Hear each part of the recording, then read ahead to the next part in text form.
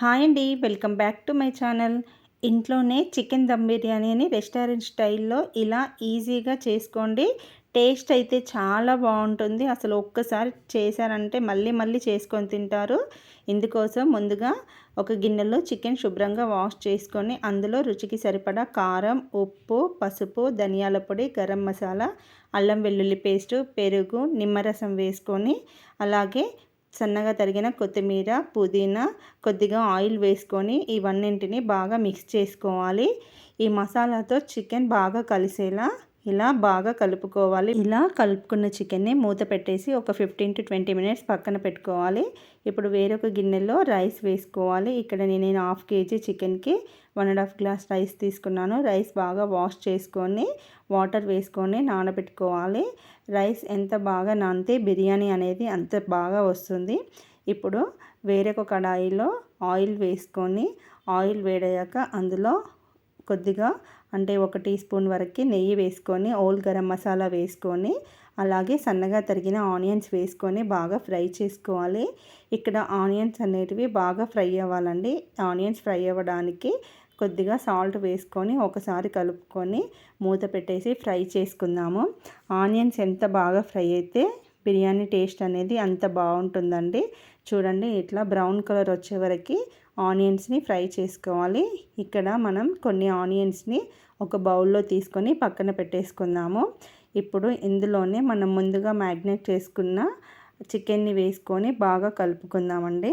చూడండి, ఇది ఆయిల్లో బాగా కలిసే వరకు చికెన్ని బాగా మిక్స్ చేస్తూ కలుపుకోవాలి. ఇలా కలుపుకున్నాక మూత పెట్టేసి చికెన్ని లో ఫ్లేమ్లో పెట్టేసి ఉడకనివ్వాలండి.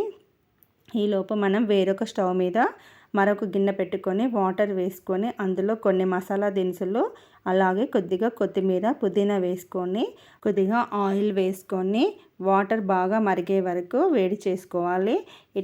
ఇలా వాటర్ బాయిల్ అవుతున్నప్పుడు మనం ముందుగా నానబెట్టుకున్న రైస్ వేసుకొని ఒకసారి కలుపుకొని ఉడికించుకోవాలండి. రైస్ ఇలా ఉడుకుతున్నప్పుడు మనం ఒకసారి గరిటెతో రైస్ని టెస్ట్ చేసుకోవాలి.